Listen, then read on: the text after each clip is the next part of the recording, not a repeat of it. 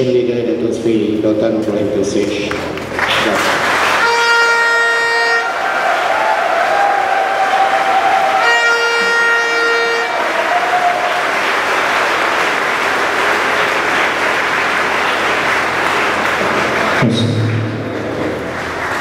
Assalamualaikum warahmatullahi wabarakatuh.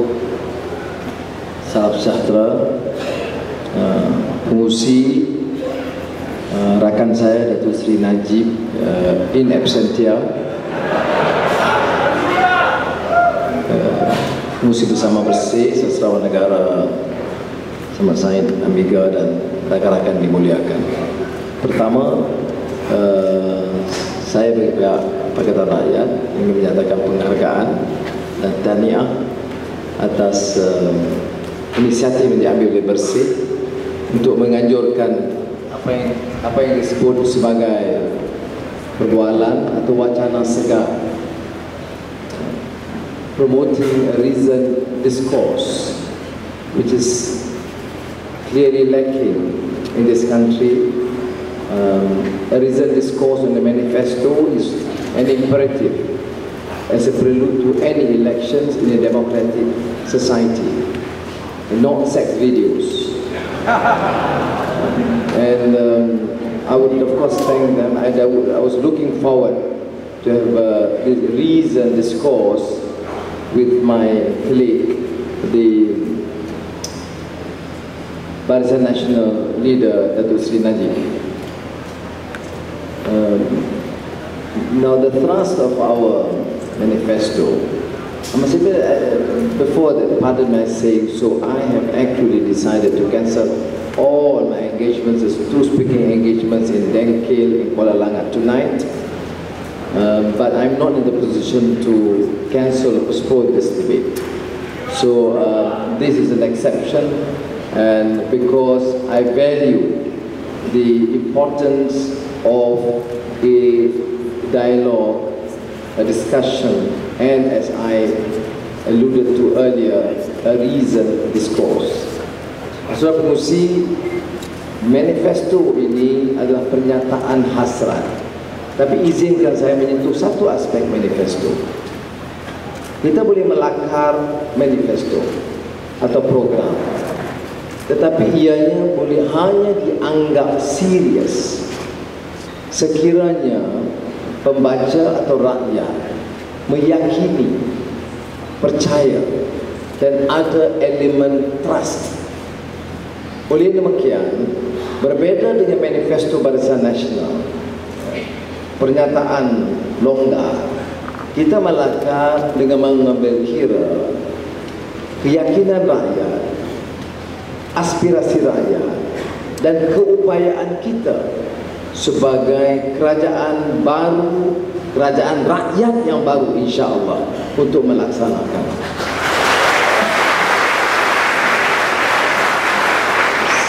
Saya juga ingin menyebut kritikan yang paling utama ialah pertama, ianya populis. Kedua, bahawa ianya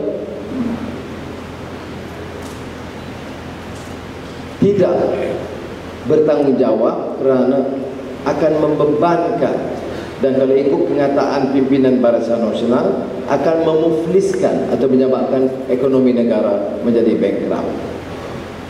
Pertama, saya ingin sebut semua manifesto, semua dasar negara mesti populis sifatnya, mesti pro-rakyat, dan kita jangan bermaaf atau apologetik setiap kali dasar kita itu pro-rakyat. Kita terlalu lama pro-kroni dan pro-kekayaan. Kita menolak populisme itu kalau ianya retorik, sekadar menarik perhatian rakyat tetapi tidak bertanggungjawab. Ya. Apa salahnya kalau dasar ekonomi itu pro-rakyat, yang memenuhi cita rasa aspirasi rakyat? Apa arti kebebasan dan demokrasi kalau dasarnya itu tidak pro-rakyat? Sekarang ini orang tidak kritik bahawa dasar kita itu dasar pro-keluarga, pro-family and crony, dan pro-golongan kaya. Dan sebab itu kita harus betulkan, ianya harus pro-rakyat, dan di Selangor umpamanya sekali mengatakan merakyatkan ekonomi. Ya. Yang kedua, keupayaan. Saya percaya sudah Rafizi boleh menyambung. Sekarang saya terpaksa bergegas. Tak lama di sini saya dah bagi tak izin dari Ambika tadi untuk menjelaskan cara terperinci. Tetapi tiap pengumuman besar itu kita berikan andaian kos, implikasi kos. Every specific announcement we make has taken into consideration of the cost implications. PTPTN, for example, we computed a cost of 6 billion ringgit a year in addition to the existing expenditure for education and higher education ministries. Now, to me, this is not excessive. We are not building a new township or a new tower, a new prestigious symphony orchestra building, whatever. This is a priority as far as we're concerned. I see education as a major priority in our program. Of course, we start off with the attempt to reduce the price of petroleum gas because our crude revenue is huge annually. We are a net exporter and not importer of oil and gas. And that is suffice to explain that we are in the capacity to then regulate, so to ease the burden of the consumers. But the main thrust of our program is again democratization of access to quality education.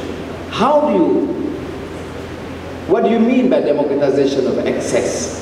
If the poor are deprived, if the marginalized, including the Ibans or the Kadazans in the highlands, or the Orang Asli, or those in the remote heartland among the Malays, or the poor Chinese, or the Indian in the estate workers, do not have the opportunity to just study, not to compete, but only to have an access to this education. That is why democratization of education is meaningless if it is not free and readily accessible from primary to university level. And that there is a major controversy. As an example, in our manifesto regarding the PTPTN, people say, and you know, the UMNO youth and UMNO leaders continue preaching to us, hectoring to us.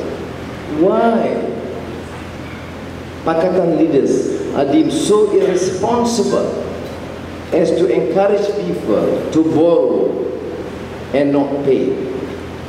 PTPTN as an example. Never mind the cow condo, never mind Perwaja, never mind the mass fiasco that you can borrow and steal without ever thinking of returning the funds. A short caveat to that, may I tell you this: there should not be retributive justice. Malice towards none, but no way can we excuse them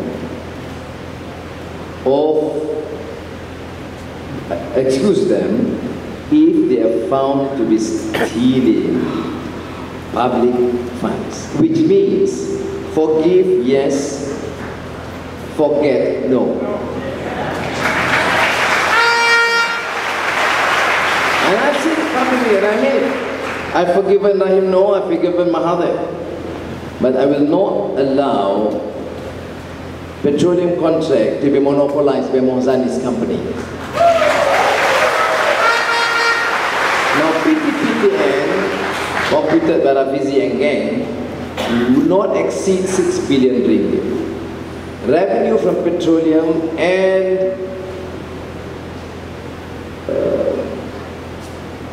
palm oil comes to about 150 billion ringgit a year. Spending on education at the cost of 6 billion ringgit a year would not lead the country to bankruptcy. But corruption, stealing, massive commissions, that would certainly be a drain on the national economy. So, without additional expenditure, just looking at the Auditor General's report, annual report by the Auditor General, would suffice to suggest that leakages, excessive spending and corruption has caused a loss of about 20 billion ringgit a year. So if we have a government that's prudent, transparent and not corrupt, I believe inshallah we can resolve most of the problems and issues that we have, particularly in relation to education. Jadi saya jawab dua persoalan ini sebagai dalam mukadimah ini untuk menjelaskan bahawa ianya tidak boleh dianggap hanya sekadar program popular, kerana program pro-rakyat itu mesti diketengahkan. Mengapa kita harus ambil sikap macam kapitalis par excellence, bahawa setiap kali ada dasar yang pro-rakyat itu seolah salah? Kalau pro YTL, pro Sen Mokhtar, pro Genting, pro Ananda Krishnan, okey. Pro rakyat, populis. Jadi sebab itu saya betulkan salah tanggapan ini. Keduanya soal keupayaan kita berbelanja. Dan saya pernah jadi Menteri Keuangan 8 tahun. Saya tidak terlalu pintar, tapi saya tidak bodoh untuk memahami bahawa kita ada keupayaan kalau kita dapat urus ekonomi dengan cermat, dengan berhemat dan elak daripada ketirisan, kebocoran, pembaziran dan yang lebih parah, rasuah yang menular sebagaimana. Terima kasih.